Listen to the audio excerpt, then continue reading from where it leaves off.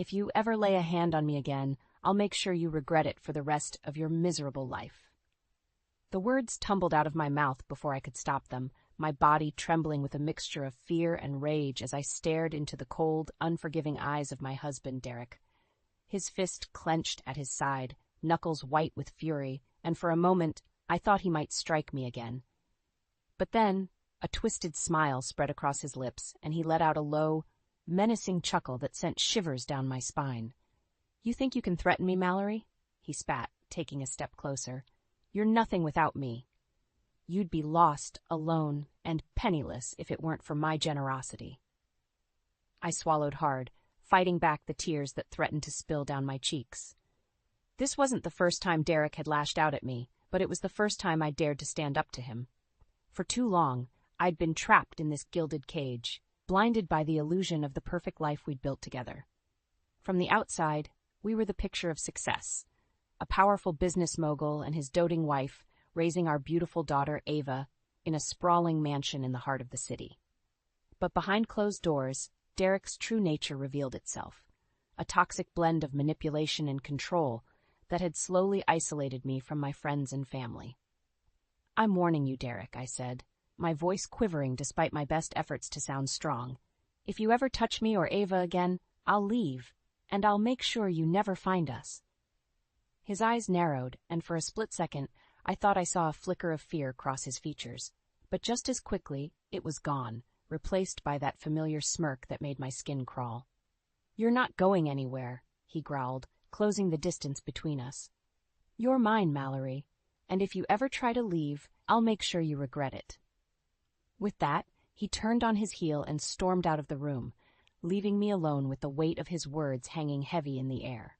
I sank to the floor, my body racked with sobs as the reality of my situation crashed down around me. I had to get out, for Ava's sake and for my own. But how? Derek had made it clear that he wouldn't let us go without a fight, and I knew firsthand how far he was willing to go to get what he wanted. As the tears streamed down my face, I silently vowed to find a way. No matter what it took, I would break free from Derek's grip and build a life for Ava and myself, far away from his toxic influence. It was time to stop living in fear and take back control of my life. The next few days were a blur of tension and unease. Derek's outburst had shaken me to my core, but I knew I couldn't let fear paralyze me. I had to act, for Ava's sake, if not my own. As I went about my daily routine, I found myself constantly on edge, jumping at every sound, every movement in my peripheral vision. Derek, for his part, seemed to revel in my discomfort, shooting me smug glances whenever our paths crossed. "Mom, are you okay?" Ava asked one evening as we sat down for dinner, her brow furrowed with concern. "You've been acting really weird lately." I forced a smile, reaching across the table to give her hand a reassuring squeeze. "I'm fine, sweetheart. Just a little stressed at work, that's all." Derek scoffed, shaking his head. "Your mother's always been a worrier, Ava. It's nothing new." His words cut deep, but I bit my tongue, unwilling to provoke another confrontation in front of our daughter. Instead, I turned my attention back to Ava, determined to keep our conversation light and casual. But as the days wore on, it became increasingly difficult to maintain the facade. Derek's verbal jabs grew more frequent, more pointed, and I found myself constantly on the defensive, struggling to keep my composure. It all came to a head one night after Ava had gone to bed. Derek and I were alone in the living room, and he wasted no time in launching into another tirade. "You think you're so high and mighty, don't you?" he sneered, his words slurred from the countless glasses of scotch he'd downed. "You think you're better than me, but you're nothing without my money and my name." "That's not true," I protested, my voice trembling. "I've worked just as hard as you have to build this life for our family." He let out a harsh laugh, shaking his head. "You're delusional, Mallory. You're nothing but a pretty face, a trophy wife to hang on my arm and make me look good." Before I could react, he was on his feet, towering over me with a look of pure rage twisting his features. "Maybe I need to remind you of your place," he growled, raising his hand as if to strike me. I flinched, bracing myself for the blow, but it never came. Instead, Derek stumbled backward, nearly losing his balance as he glared at me with a mixture of contempt and something else, something I couldn't quite place. You're pathetic, he spat, turning on his heel and storming out of the room, leaving me shaken and wondering how much longer I could endure this living hell. As I sat there in the silence, my mind raced, trying to make sense of the turmoil that had become my life. I knew I had to get out, but the thought of leaving filled me with a paralyzing fear. What if Derek found us? What if he made good on his threats? I jumped as my phone buzzed, pulling me from my dark thoughts. It was a text from Samantha, my best friend and the only person I trusted enough to confide in. Are you okay? I have a bad feeling about Derek. Please tell me you're safe. Tears stung my eyes as I read her words, a wave of relief washing over me. Samantha had always been my rock, my voice of reason in the darkest of times. Maybe, just maybe, she could help me find the strength to break free. With trembling fingers, I typed out a response. I need your help. Samantha's arrival was like a breath of fresh air. As soon as she stepped through the door, I felt a weight lift from my shoulders, the tension that had been coiling inside me for weeks finally beginning to unravel. Oh, honey? She murmured, pulling me into a tight embrace. I'm so sorry you've been going through this alone. I clung to her, fighting back tears as the floodgates threatened to open. I don't know what to do, Sam. He's become so volatile, so unpredictable. I'm scared for Ava and myself. She pulled back, her eyes blazing with a fierce determination. You're going to leave him. That's what you're going to do. The words hung in the air, heavy with implication. Leave Derek? The thought had crossed my mind more times than I could count, but the fear of his retaliation had always held me back. I can't, I whispered, shaking my head. You know how vindictive he can be. If I try to leave, he'll make our lives a living hell. Samantha's grip on my shoulders tightened, her gaze unwavering. Mallory, listen to me. You are stronger than this. You have to be strong, for Ava's sake, if not your own. Derek is a monster, and you can't let him control you any longer. Her words struck a chord deep within me, igniting a spark of defiance that I thought had long since been extinguished. She was right.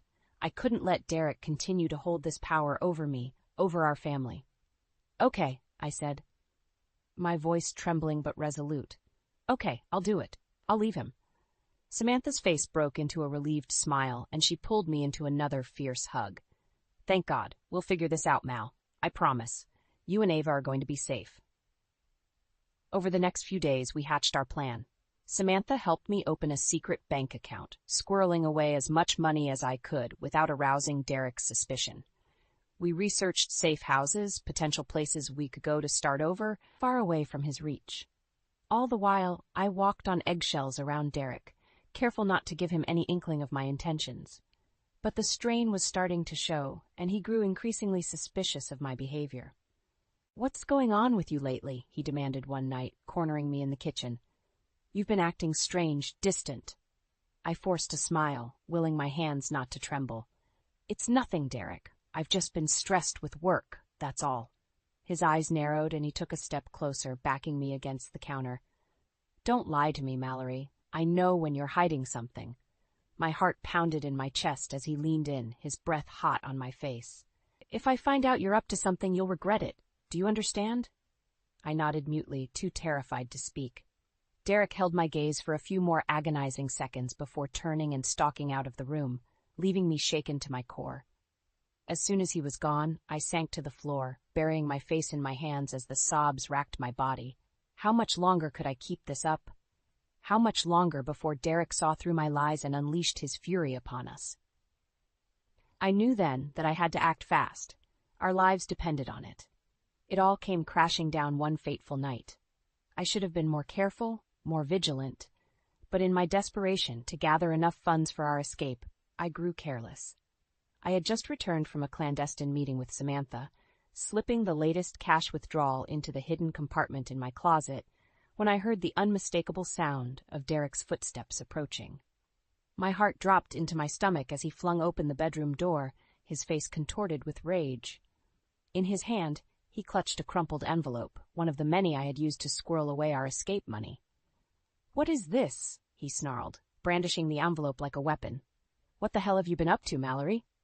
I froze, my mind racing as I scrambled for an excuse, any lie that might defuse the situation. But Derek was having none of it. In a flash, he crossed the room and yanked open the closet door, his eyes widening as he discovered the hidden stash of cash. "You lying bitch," he growled, whirling on me with a look of pure fury. "You were planning to leave me, weren't you?" I tried to speak, to explain, but the words caught in my throat as Derek advanced on me, his fists clenched at his sides. "After everything I've done for you, this is how you repay me?" he roared, spittle flying from his lips. "You ungrateful whore." Before I could react, his hand lashed out, striking me across the face with such force that I stumbled backwards, stars dancing before my eyes. "Derek, please," I begged, tasting blood on my split lip. "I was only trying to protect Ava and myself. You've become so volatile, so abusive. I couldn't take it anymore." His eyes narrowed, and for a moment I thought I saw a flicker of remorse cross his features. But it was gone in an instant, replaced by a cold, calculating fury that chilled me to the bone. "You're not going anywhere," he hissed, grabbing a fistful of my hair and wrenching my head back. "You belong to me, Mallory, and if you ever try to leave again, I swear to God, I'll take everything from you, including Ava." The mention of our daughter's name sent a wave of panic crashing over me. I couldn't let him hurt her, not my sweet, innocent Ava. "Please, Derek," I sobbed, clawing at his iron grip. "Don't bring her into this. She's just a child." He let out a cruel laugh, his grip tightening until I thought my scalp might tear. "She's my child too, Mallory.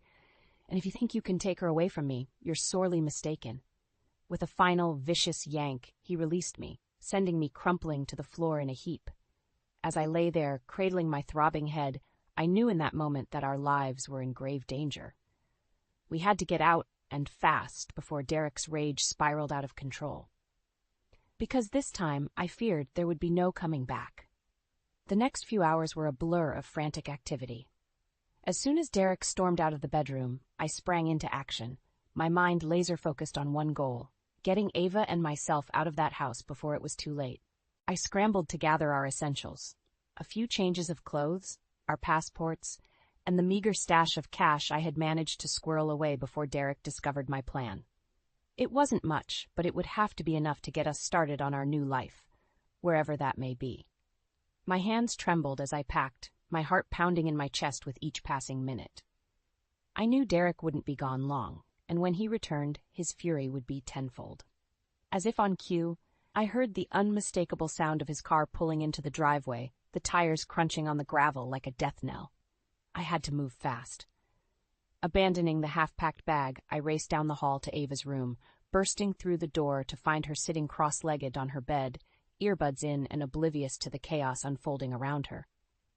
"Ava," I hissed, startling her from her reverie. "We have to go now." Her eyes widened, confusion and fear flickering across her delicate features. "Mom, what's going on? What's happening?" I grabbed her by the shoulders, my grip perhaps a little too tight as I fought to keep my panic at bay. "There's no time to explain. We have to leave before your father gets back. Our lives depend on it." She must have seen the desperation in my eyes, because she didn't argue or question me further. With a shaky nod, she rose from the bed and followed me back to the bedroom, where I hurriedly stuffed the last of our belongings into the bag. The sound of the front door slamming sent a jolt of terror through me, and I froze, my heart in my throat. "Mallory." Derek's voice boomed from downstairs, laced with a menacing fury that made my blood run cold. "Where the hell are you, you lying bitch?" Ava whimpered, her eyes wide with fear, and I knew we had to move, now or never. Slinging the bag over my shoulder, I grabbed her hand and pulled her towards the bedroom window, my mind racing as I formulated our escape route. "We're going out this way," I whispered, already working to pry open the stubborn pain. "There's a trellis on the side of the house. We can climb down and make a run for the car." Ava nodded, her face pale but resolute. In that moment, I saw a strength in her that I hadn't realized she possessed, a steely determination that filled me with equal parts pride and sorrow. No child should ever have to experience the horrors we had endured. With a final heave, the window gave way, and I ushered Ava through, following close behind, just as the sound of Derek's thunderous footsteps reached the top of the stairs. We moved quickly, silently, our hearts pounding in tandem as we shimmied down the trellis and hit the ground running. The car was just ahead, our salvation glinting in the moonlight like a beacon of hope. But as we neared it, A figure emerged from the shadows, blocking our path. Derek? Going somewhere? He sneered, his eyes glinting with a feral madness that sent chills down my spine. In that moment, time seemed to slow to a crawl. I could see the rage etched into every line of Derek's face, the hatred burning in his eyes as he stared us down like cornered prey. And in that moment, I knew. There was no going back. The days and weeks that followed our escape were a blur of constant motion, a never-ending cycle of fleeing and hiding. We couldn't risk staying in one place for too long, not with Derek's resources and his unquenchable thirst for revenge. Samantha had been our lifeline, our guardian angel in those early days. She helped us secure false identities, safe houses, and transportation as we hopscotched across the country, always one step ahead of Derek's hired goons. But the psychological toll of living in perpetual fear was immense.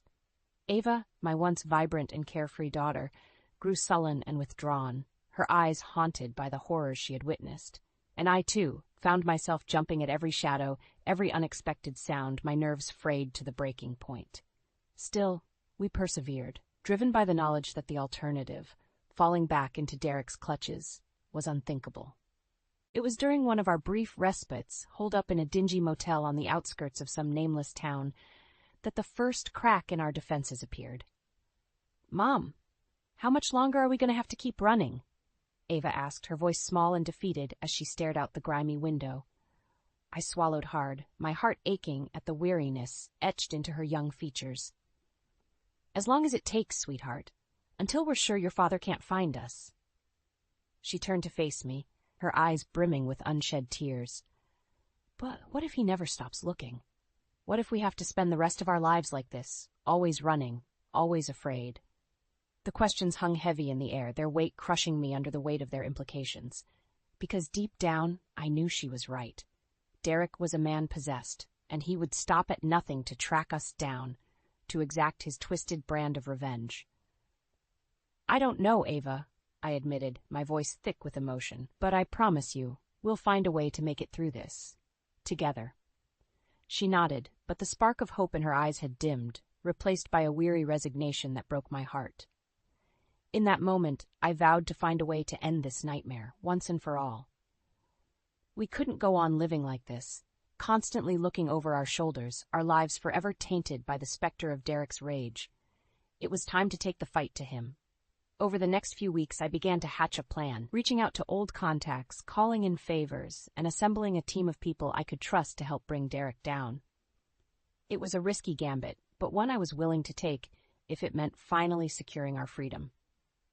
And then, just when I thought we had hit another dead end, a break in the case arrived in the form of an anonymous tip. Derek's location, his movements, his routine.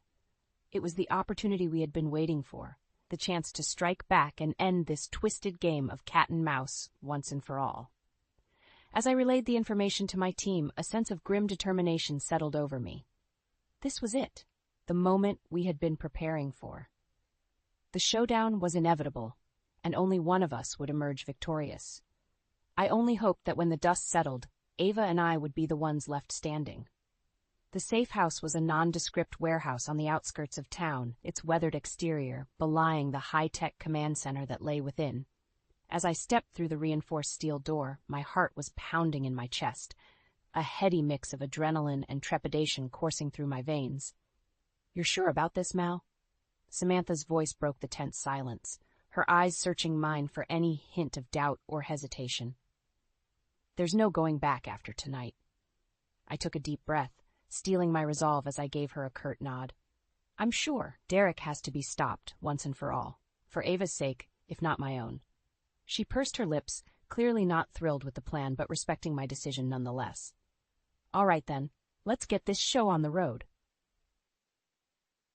Around us, the team of ex-military operatives and private investigators I had assembled sprang into action, checking weapons and running final system diagnostics.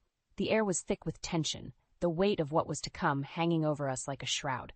"We have eyes on the target," came a gruff voice from the comm station, shattering the silence. "He's just left his office and is en route to the rendezvous point." My breath caught in my throat as a grainy image of Derek flickered onto the main monitor. His face twisted into a scowl as he stalked towards his waiting car. Seeing him again, even through the distorted lens of a surveillance camera, sent a chill down my spine and reignited the smoldering embers of fear and rage that had burned within me for so long.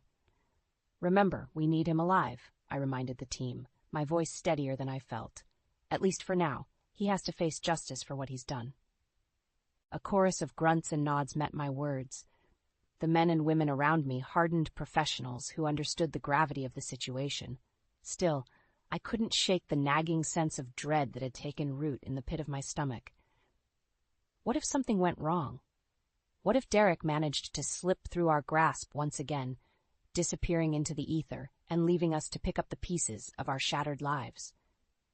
I pushed the doubts aside, focusing instead on the task at hand. This was our one shot, our chance to end this nightmare once and for all. Failure was not an option. The minutes ticked by like hours as we waited with bated breath, tracking Derek's movements on the monitors until finally the call came in. He's arrived at the rendezvous point, moving into position. My heart leapt into my throat as the team sprang into action, donning tactical gear and checking weapons one last time before filing out of the safe house and into the waiting armored vehicles. "Stay safe," Samantha murmured, pulling me into a fierce hug. "And give that bastard hell for me." I nodded, unable to find the words as a lump formed in my throat.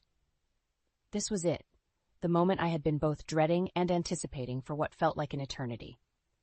As the convoy roared to life and peeled out onto the deserted street, I found myself gripping the edge of the console, my knuckles white with tension. Every fiber of my being was focused on the mission, on the confrontation that was about to unfold. Derek's reign of terror was about to come to an end. One way or another, tonight would be the end of the road, and I would be the one to put the final nail in his coffin. The days and weeks following Derek's capture were a whirlwind of legal proceedings, media scrutiny, and the long, arduous process of picking up the pieces of our shattered lives.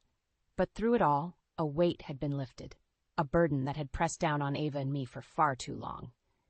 As the truth about Derek's abuse and his relentless pursuit of us came to light, the world seemed to hold its collective breath, transfixed by the sordid tale of a once powerful man brought low by his own monstrous actions. And while the court of public opinion was swift and merciless in its condemnation, it was the judicial system's reckoning that truly mattered. The trial was a grueling ordeal, with Derek's high-priced legal team doing everything in their power to cast doubt on our testimony and paint him as the victim. But in the end, the evidence was too overwhelming, the pattern of abuse too well documented to be denied. When the guilty verdict was read, a hush fell over the courtroom, broken only by the soft sound of Derek's sobs as he was led away in chains. In that moment, I felt a sense of vindication, of justice finally being served after years of living in fear and torment. But more than that, I felt a profound sense of relief, as if a weight had been lifted from my shoulders, allowing me to breathe freely for the first time in what felt like an eternity. In the days and weeks that followed, Ava and I began the slow process of rebuilding our lives, piece by shattered piece. It wasn't easy. The scars of our ordeal ran deep, both physical and emotional, but we were determined to forge ahead, to reclaim the happiness and sense of security that had been stolen from us for far too long. Samantha was a constant source of strength and support, her unwavering friendship a lifeline that helped us navigate the choppy waters of our newfound freedom. Together, we found a cozy little apartment in a quiet neighborhood, a far cry from the opulent prison we had once called home. But to me, it was a palace, a sanctuary where we could finally let our guard down and begin to heal. As the months passed, I watched with a mixture of pride and wonder as Ava blossomed before my eyes, the shadows that had haunted her gaze gradually giving way to a newfound sense of joy and optimism. She threw herself into her studies, determined to make the most of the second chance we had been given, and I couldn't have been prouder of the strong, resilient young woman she was becoming. For my part, I found solace in the simple pleasures of life. Long walks in the park, lazy Sunday mornings spent curled up with a good book, and evenings spent laughing and reminiscing with Samantha over a bottle of wine. It was a far cry from the high-powered corporate world I had once inhabited, but in many ways it was infinitely more fulfilling. And through it all, the specter of Derek's legacy faded, his once formidable presence reduced to a mere footnote in the story of our lives. We had survived his reign of terror, emerging from the ashes stronger and more resilient than ever before. As I watched the sunset paint the sky in brilliant hues of orange and pink, I couldn't help but feel a sense of peace wash over me. The road ahead was uncertain, but for the first time in what felt like an eternity, I was excited to face whatever challenges lay ahead. Because now, we were free to chart our own course, to write our own story, and to embrace the future with open arms. And that, I realized, was the greatest victory of all.